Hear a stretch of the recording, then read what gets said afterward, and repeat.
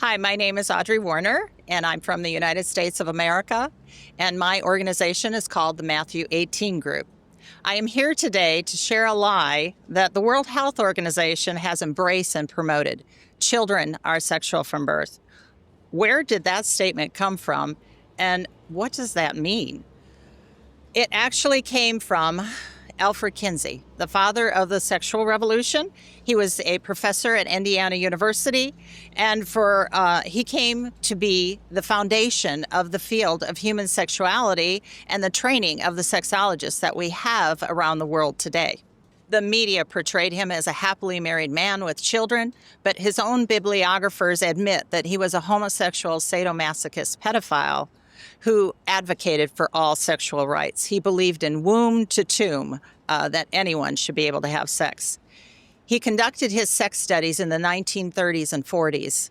And when you look at his data, it isn't objective, rather it is subjective. For his male data, he interviewed criminals, sexually deviant criminals who were in prison.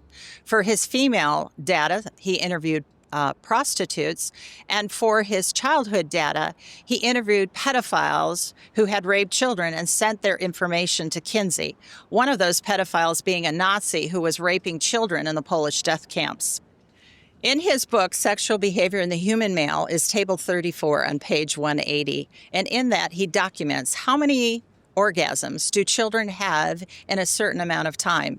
The beginning ages are 5 months old to 14 years old.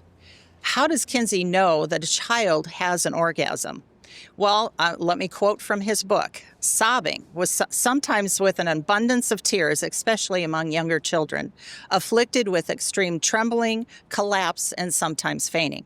From this, Kinsey concluded that children are sexual from birth.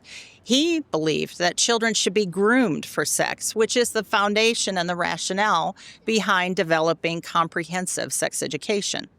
The Sex Information Education Council of the United States, which became the main hub for CSE, was launched at the Kinsey Institute.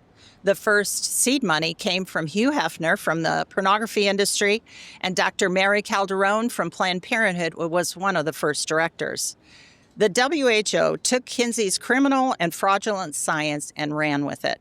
Not only do they promote comprehensive sex education, they support the sexual rights of the child.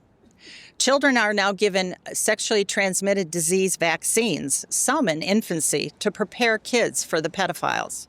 The UN in 2013 gave consultative status to the Kinsey Institute, so Kinsey's science can be promoted globally. Jesus warned in Matthew 18, verse 6, "Whoever causes one of these little ones who believes in me to sin, it'd be better for him if a millstone were hung around his neck and he were drowned in the depths of the sea." Right now, the WHO has a large millstone around their neck. It is time to halt the assault on children across the world. Thank you.